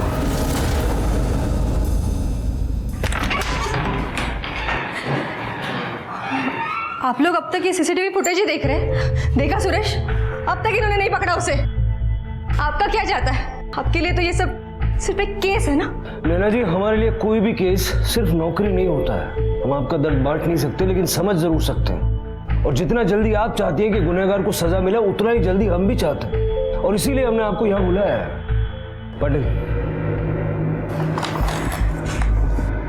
ये देखिए, ये आपके सोसाइटी का एंट्रेंस का सीसीटीवी फुटेज है। इसमें जो लोग दिखाई दे रहे हैं, क्या आप जानते हैं इनके? हाँ, ये लोग हमारी सोसाइटी में रहते हैं। लेकिन ये औरत कौन है? एक्चुअली हम भी नहीं समझ पा रहे कि ये औरत कौन है, लेकिन जिस वक्त यह हादसा हुआ उसके ठीक बाद ये औरत सोसाइटी के बाहर बहुत घाई में आई थी। जरा ठीक तरह से देखिए। चेहरा कुछ ठीक से दिखाई नहीं दे रहा है, इसका कुछ समझ में नहीं आ रहा। लेकिन ये साड़ी जो पहनी है इस औरत ने। सबो सर, शायद मैं जानता हूं खून किसने किया होगा। किसने? सर, आपने मुझसे पूछा था ना कि काकी का झगड़ा किसी के साथ हुआ था नहीं हुआ था। मुझे याद आ रहा, सीधे आपके पास आ गया, महेश काका के साथ। महेश काका? ये महेश काका कौन है? महेश काका हमारी सोसाइटी में रहते हैं सर, काफी बड़े हैं वो। सर, मुझे लगता है उन्होंने खून किया है। लेकिन तुम्हें क्यों ऐसा लगता है? मतलब उनका आई के साथ क्या कोई झगड़ा हुआ था? हुआ था। अरे वर्षा बेटा, क्या कर रही है तू? खेल रही है अकेली? और साइकिल खेल रही है तू? ओ मुझे चले। भाई जरा लक्ष्य ठेवो, जमाना बड़ा खराब है, ऐसे किसी को भी बच्ची को हाथ लगाने मत दिया कर। जो ओ खाली देवा, नीचे उतारो उसको। उतर गया नीचे, हाथ मत लगाना मेरी वर्षा को। अरे लता बहन, आप समझते वैसा कुछ भी नहीं है, मैं तो उसे खिला रहा था, बस चॉकलेट दिया और कुछ नहीं। बस मुझे आपकी कोई बात नहीं सुननी है। अगर फिर आप वर्षा के आसपास दिखे तो आपके उम्र का लिहाज नहीं रखूंगी मैं, और हाँ, सारी सोसाइटी के सामने तमाशा बना के रखूंगी आपका। चल गए घरी, चॉकलेट खाते, चल घरी। अरे तो इस तरह का झगड़ा एक ही बार हुआ था? नहीं सर, दोबारा हुआ था, और वो भी वर्षा और काकी के मर्डर के 4 दिन पहले। मैं कॉलेज से वापस आ रहा था और मैंने देखा कि वर्षाला पाहिलंच का ग? नहीं। क्या हुआ? अरे वर्षा दिखाई नहीं दे रही है बहुत देर से। अपने घर की तरफ गई होगी। नहीं, जब से नीचे खेलने के लिए आई है तब से दिखाई नहीं दे रही है। मैं गार्डन में देखती हूँ। मैं यहाँ देखता हूँ। वर्षा, वर्षा, वर्षा।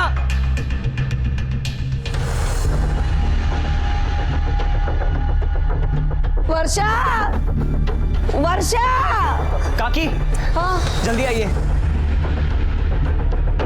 खैर, वो देखिए, वर्षा सुरभि अंकल के साथ है।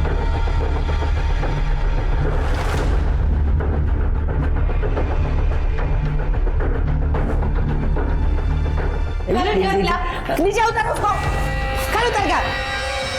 सागुड्या का यहाँ पुढे वर्षाला हाथ लावायचा नहीं। हाँ, अरे मैं तो सिर्फ उसके साथ खेल रहा था, बाकी कुछ भी नहीं। मुझे कुछ नहीं सुनना है। एक बात याद रखना, अगर वर्षा को हाथ लगाया ना तो देख लेना, पुलिस बुलाऊंगी मैं। हाँ, चल गए घरी। मेरी बात सुनो लता बहन, मी घरी नेऊन। आपको आपकी आई ने इस बारे में बताया था? हाँ सर, एक बार आई ने मुझे बताया तो था कि उसका सुरवे काका के साथ झगड़ा हुआ था, लेकिन उसने ये भी कहा था कि उसने समझा दिया है सुरवे काका का और वो दोबारा ऐसा नहीं करेंगे। उसके बाद मैं भूल गई थी। अब शिवम ने कहा तो मुझे याद आया इस बारे में। सुरवे, शर्म नहीं आती आपको ऐसी हरकत करते हुए? क्या बोलते हैं साहब? आपको लगता है वो खून मैंने की है? जो आदमी एक छोटी बच्ची के साथ घटिया हरकत कर सकता है वो कुछ भी कर सकता है। ये सब आई शपथ संग तो मैंने सब कुछ भी नहीं किया था साहब। लता वही गलत समझ रही थी, उसका भी कोई दोष नहीं है साहब। आजकल का समय सब गलत है। आपको पूरी सोसाइटी में वर्षा ही मिली थी लाड़ प्यार करने के लिए, कोई और बच्चे नहीं थे? साहब, वर्षा मुझे मेरी शिवानी की याद दिलाती है, मेरी नाती शिवानी। पिछले साल मेरा बेटा अपने परिवार के साथ हमेशा के लिए यहाँ से चला गया। अब यहाँ मैं और मेरी बीबी रहते हैं। सब मुझे मेरी नाती की बहुत याद आती है साहब। शिवानी बिल्कुल वर्षा जैसी दिखती है। हाँ साहब, सच कह रहा हूँ। ये देखिए साहब। तो ये बात आपने लता जी को क्यों नहीं बताई? साहब, मैंने बहुत कोशिश की थी लेकिन उन्होंने मेरी बात कभी सुनी नहीं। लता जी ने आपको वर्षा से दूर रहने की हिदायत दी थी ना? फिर आप उसे सीढ़ियों के पास क्यों लेके गए थे? साहब, मैं उसे कहीं नहीं लेके गया था, मैं तो सीधे से नीचे की तरफ उतर रहा था। अरे वर्षा बेटा, एकटीच खेळतेस तू बावलीशी? इथे कोणाकडे आली आहे वर्षा? इतने काय करते सो? चल घरी, चल घरी। अरे लता वहिनी, मैं कुछ नहीं कर रहा था, सिर्फ उसके साथ खेल रहा था। चल घरी। अरे तुला किती वेळ? अरे वो बिल्कुल मेरी नाती जैसी है लता वहिनी। साहब उसके बाद मैंने सोच लिया कि अभी कभी भी वर्षा के पास नहीं जाऊंगा। अच्छा नहीं लगता ना साहब, कोई ऐसे बोले तो। बस इतना ही हुआ था? जी साहब। क्यों? लता जी ने आपको सबके सामने डांटा, काफी लोग जमा हो गए, सबके सामने उसने आपको बेइज्जत किया, ये कौन बताएगा? नहीं साहब, ऐसा कुछ भी नहीं हुआ था, और लोग ज्यादा नहीं थे, एक हाथ दो थे। और साहब लता ने सिर्फ मेरे पास गुस्से से देखा और वो वर्षा को लेकर चली गई। इसके अलावा तो कुछ भी नहीं हुआ था साहब। हाँ साहब। जिस दिन कत्ल हुआ है उस दिन आप कहाँ थे? मैं बैंक में गया था साहब, फिर एक दो काम निपटा के मैं मेरे दोस्त के यहाँ चला गया और वहाँ से करीब 9 बजे मैं घर वापस लौट आया। घर आने के बाद मुझे लता और वर्षा के बारे में पता चला। कौन से बैंक गए थे? KPS cooperative bank. सर मैं वही काम करता था, अब रिटायरमेंट के बाद साल में एक बार वहाँ जाना पड़ता है, मैं जिंदा हुए दिखाने के लिए। जिस दोस्त के घर आप गए थे उसका नाम क्या है? मिलिंद नागरकर। मिलिंद नागरकर का एड्रेस लिखवा दीजिए और आप जा सकते हैं। जी साहब।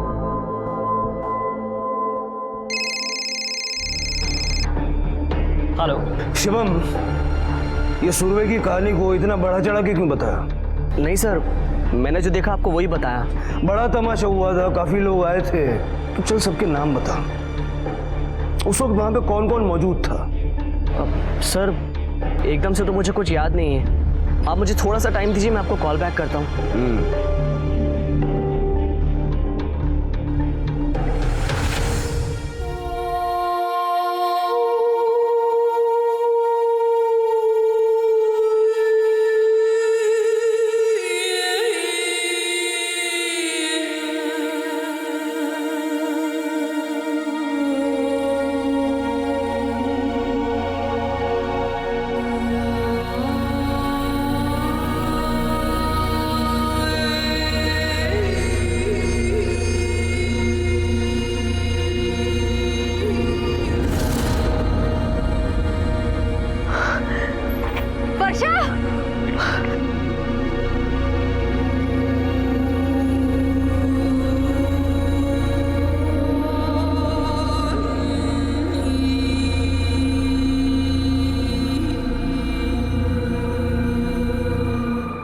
क्या शिवम गे है? हाँ, मैंने अपनी आंखों से देखा है। शिवम वहाँ उस लड़के के साथ।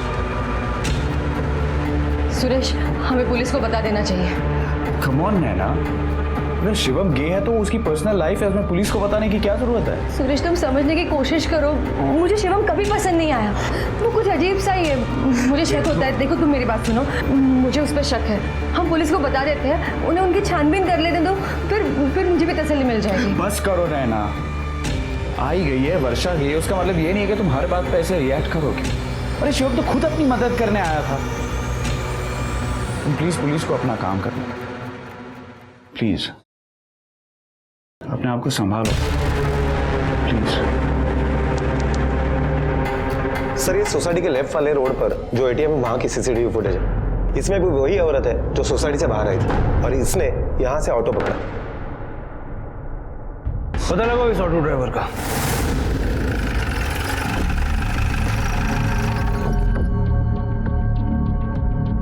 हाँ सर, बांद्रा फ्लाईओवर के लिए ऑटो लिया था इसने। बांद्रा फ्लाईओवर? रिक्शा तो उसके आगे जाती नहीं है। उस औरत के बारे में और कुछ बता सकते हो जो तुम्हें अच्छी तरह से याद हो?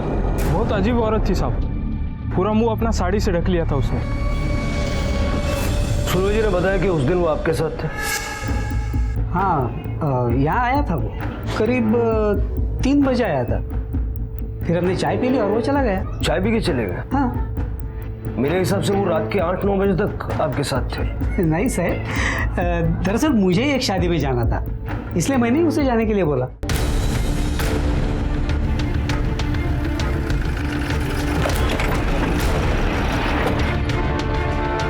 रिका में वो यहाँ तक रिक्शा से आई होगी और रिक्शा यहीं तक आती है। यहाँ से आगे जाने के लिए टैक्सी करनी पड़ती है। हाँ, टैक्सी वाले से पूछते हैं।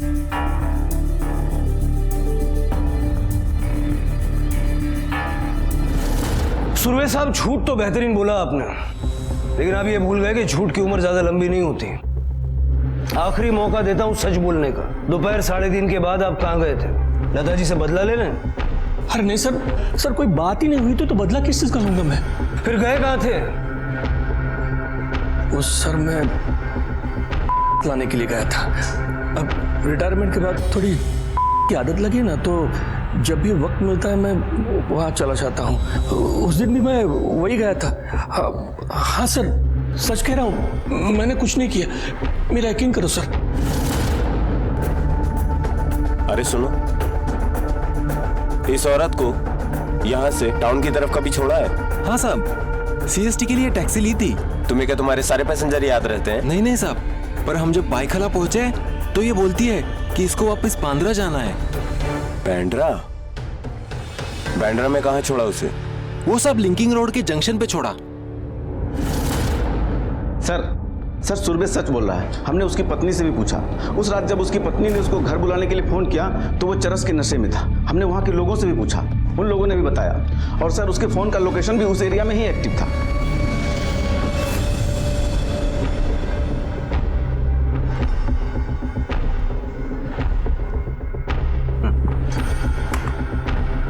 पाटिल, इस फुटेज में साफ नजर आ रहा है कि ये कोई औरत नहीं बल्कि आदमी है। इस रिक्शा के नंबर से जरा इस रिक्शा वाले का पता लगाओ। Okay sir.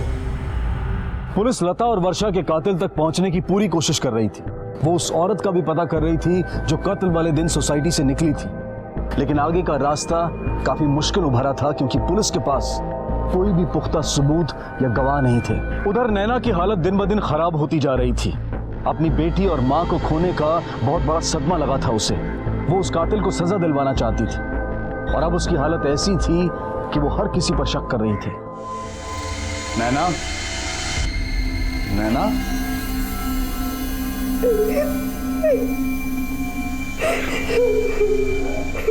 नैना, नैना, दरवाजा खोलो नैना। नैना,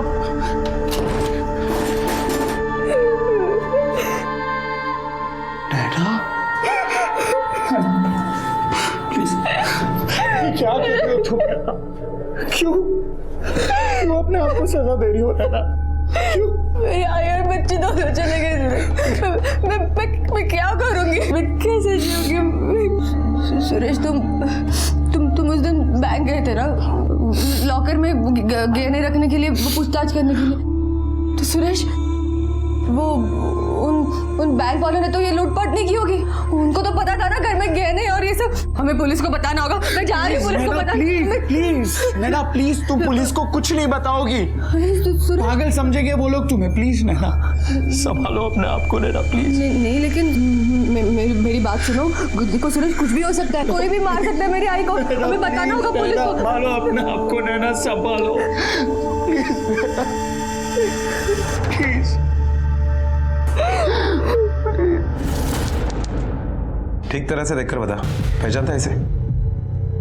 साहब ये बांद्रा में बैठी थी साहब, और मैंने इसको MG रोड गोरेगांव में छोड़ा था। कुछ याद है इसके बारे में? आप ही साहब, याद क्या करने का साहब, वो किन्नर जैसी थी साहब। खत खाती भी लड़की जैसी नहीं थी, और साहब मुंह पूरा ढका हुआ था उसका।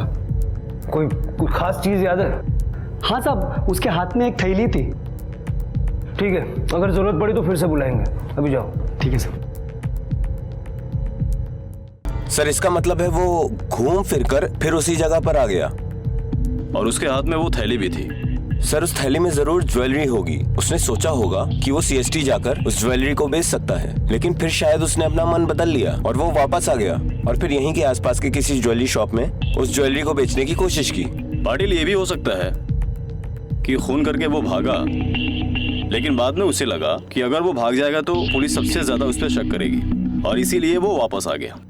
ऐसा करो, उस एरिया के और आसपास के सारे ज्वेलरी शॉप में पता करो, हो सकता है हमें कोई लीड मिल जाए। Okay sir. सर, नैना रायकर आई है। भेजो। आ जाइए। सर, मुझे आपको एक बात बतानी थी। उस दिन CCTV फुटेज में उस औरत ने जो साड़ी पहनी थी वो मेरी आई की है सर। मुझे उसी दिन शक हुआ था, लेकिन कुछ याद नहीं आ रहा था। फिर मैंने चेक किया तो पता चला कि मेरे आई की वो साड़ी गायब है। खून करने के बाद किसी ने पहचान छुपाने के लिए वो साड़ी पहनी। किसी और ने नहीं सर, शिवम ने। शिवम गे है सर।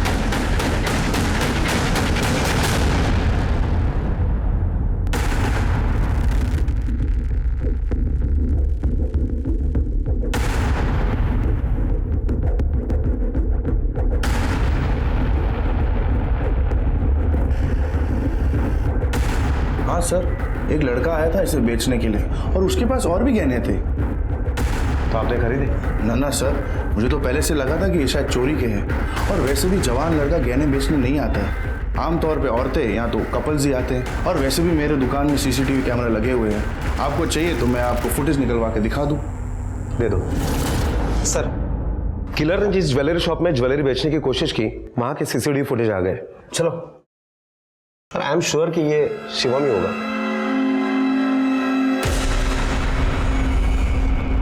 सर ये शिवम नहीं, कोई और ही है। पाटिल, हो सकता है कि ये लड़का शिवम, अमर या सुरवे में से किसी के साथ मिला हुआ हो। इसे पहचानते हो?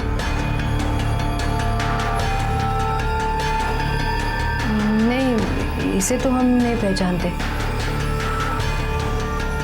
माणिक मैडम, काय कळलं? नहीं सर। नक्की? सर, किसी ने पहचाना? मैंने भी पूरी सोसाइटी में पूछताछ की, लेकिन इसे कोई नहीं पहचानता। रिकम है सर, शिवम को बुलाओ। हो सर। सर एक मिनट थांबा।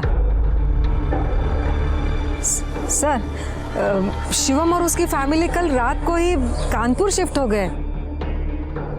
शिवम को फोन लगाओ।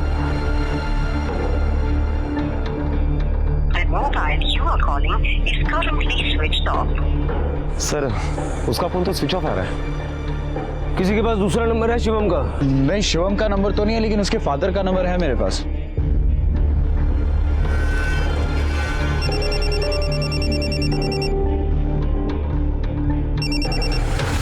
Hello, mister Anil Gupta. हाँ जी, बोल रहा हूँ, कहिए। शिवम आपका बेटा है? जी हाँ, शिवम हमारा बेटा है। कहिए, बात क्या है? कुछ खास नहीं, वो वर्षा के केस में जरा उससे बात करनी थी। उसको फोन लगा रहा था, नंबर लग नहीं रहा। कोई बात नहीं सर, मैं अभी उससे बात कराता हूँ, वो यहीं पे है। हाँ, शिवम बेटे, आपका फोन बचा है। हेलो शिवम, कहाँ हो? फोन लगा रहे, लग नहीं रहा तुम्हारा। सर एक्चुअली मैं कानपुर में ही हूँ, कल ही शिफ्ट हुआ। बाबा रिटायर हो चुके हैं तो हम लोग कानपुर में आ गए। वैसे मेरे पास यहाँ का लोकल नंबर भी है, आप वो ले लीजिए। लो, मैं आपके इस नंबर पे मैसेज कर देता हूँ। ठीक है। वैसे सर, कातिल का कुछ पता चला? पकड़ा जाएगा, भाग कर जाएगा कहाँ तक। नंबर याद से भेज देना। जी सर, बिल्कुल। पाटिल। हाँ सर। कानपुर पुलिस को इन्फॉर्म करो कि शिवम पर नजर रखें। Okay sir. सर, वो ज्वेलरी शॉप के CCTV फुटेज में जो लड़का दिखाई दे रहा है उसके बारे में कुछ भी पता नहीं चल रहा है। ना तो वो सोसाइटी में रहता है और ना ही वो शिवम या अमर के कॉलेज से। पाटिल, उसकी फोटो सारे अखबारों में छपा था। Okay sir.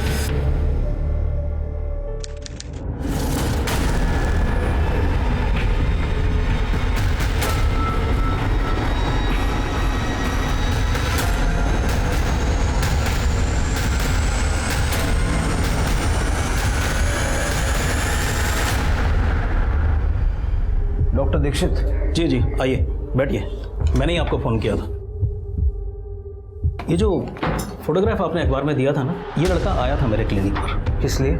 Sex change operation के लिए। ये इसका ऑपरेशन करना था? नहीं नहीं, इसके साथ एक लड़का और था, आई गेस इसका पार्टनर था, वो उसके ऑपरेशन के लिए आया था। पाटिल,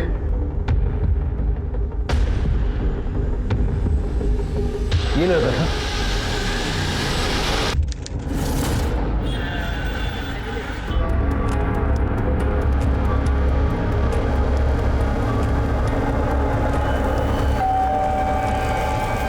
मेरे दोस्त होंगे, मुझे लेने आए होंगे। लेने ही आए हैं तुझे? लेकिन सर, इसने किया क्या है? अपने बेटे से पूछिए कैसे नाम रोशन किया है आपका। चल सर, लेकिन सर मेरी बात।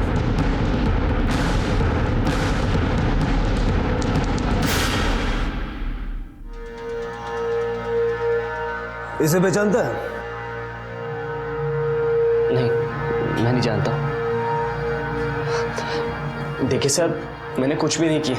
आप लोग मुझे फालतू में फंसाने की कोशिश मत कीजिए। देखा मैं, देख, ये वही लड़का है जिसके साथ डॉक्टर अशोक मोरे के क्लिनिक में सेक्स चेंज का ऑपरेशन करवाने के लिए तू गया था। अब सच बोलेगा या इस डॉक्टर की दवाई चाहिए? सब मैं गे हूं और ये फोटोग्राफ में लड़का मेरा बॉयफ्रेंड है। हम दोनों एक दूसरे से प्यार करते हैं और शादी करना चाहते थे, लेकिन उसने कहा कि सोसाइटी में एक्सेप्ट नहीं करेगी, इसलिए मुझे किसी भी हालत में अपना सेक्स चेंज करवाना था। हम बहुत सारे डॉक्टर्स के पास गए, कोई 25 लाख बोल रहा था, कोई 20 लाख बोल रहा था। फिर हमें एक डॉक्टर मिला जो 5 लाख में मान गया, लेकिन सबसे बड़ा मुद्दा यह था कि 5 लाख का भी इंतजाम कहां से होता। फिर उस दिन सॉरी शिवम, कैसा है? अच्छा हूँ, बहुत जल्दी में लग रहे हैं, कहीं जा रहे हैं? हाँ, बैंक जा रहा हूँ। चेक जमा करवाने?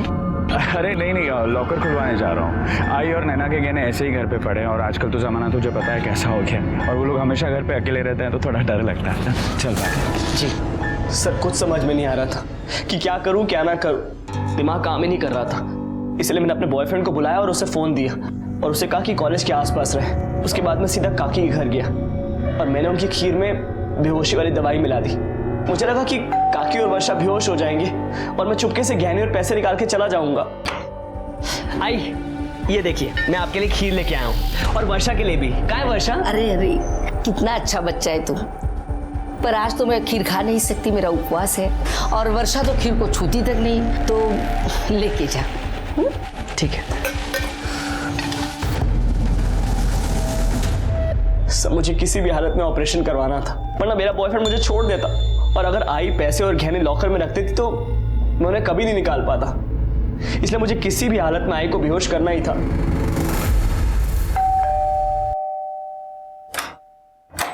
आई, वो मैं वर्षा से मिलने आया था। वो क्या है ना, वर्षा सोई है और मैं भी सोने जा रही हूँ, तू बाद में आ जाएगा। आई, मेरी बात सुनिए, मैं यहाँ पर किसी को नुकसान पहुंचाने नहीं आया हूँ। मुझे सिर्फ ज्वेलरी और पैसा चाहिए, मैं चुपचाप लेके चला जाऊंगा। तू पागल हो गया? हाँ, पागल हो गया हूँ मैं। पैसा अंदर पड़ा है ना, निकल अंदर। सर, पैसे और गहने चुराने के बाद पहले मुझे लगा कि मैं कानपुर भाग जाता हूँ, लेकिन मैं जैसे CST पहुंचा तो मुझे लगा कि अगर मैं कानपुर चला जाऊंगा तो आप लोगों को शक हो जाएगा। मैं सीधा MG रोड गया और अपने बॉयफ्रेंड को ज्वेलरी वाला बैग दे दिया और उससे अपना फोन ले लिया। फोन लेने के बाद मैं सीधा अपनी सोसाइटी में आ गया। अपनी जिंदगी संवारने के चक्कर में 2 मासूम जाने ले ली तूने, सड़ना अब जिंदगी भर जेल। क्यों मारा तुमने मेरे बच्चे को? क्या बिगड़ा था उन्होंने तुम्हारा? मेरे बच्चे को मार दिया, इतना प्यार करते थे इससे। शिवम को लता और वर्षा की हत्या के लिए और उसके पार्टनर को जुर्म में उसका साथ देने के लिए गिरफ्तार किया गया है। शिवम ने अपने सेक्स चेंज ऑपरेशन के लिए जो रास्ता अख्तियार किया वो सरासर गलत था। शिवम, जिस पर लता और वर्षा इतना भरोसा करती थी, जिसे वो इतना प्यार और स्नेह देती थी, उसने अपने फायदे के लिए उन दोनों को मार डाला। ये आजकल के हमारे समाज का खौफनाक चेहरा है। चाहे कोई कितना भी करीब क्यों ना हो, अपने घर की अंदरूनी बातें, घर में रखे पैसे और गहनों का जिक्र उनके सामने ना करें। भरोसा करें, लेकिन आंख और कान खोले रखकर। इसी विचार के साथ अब मैं अनूप सोनी आपसे विदा लेता हूं। फिर मुलाकात होगी अगले एपिसोड में एक और चौंका देने वाले केस के साथ। तब तक अपना और अपने परिवार का ख्याल रखें और देखते रहें क्राइम पेट्रोल सिटी क्राइम्स। सबक एक को सीख हम सबको। जय हिंद। क्राइम पेट्रोल्स के और भी दिलचस्प कहानी देखने के लिए हमारे चैनल को सब्सक्राइब करें और बेल आइकॉन दबाना न भूलें।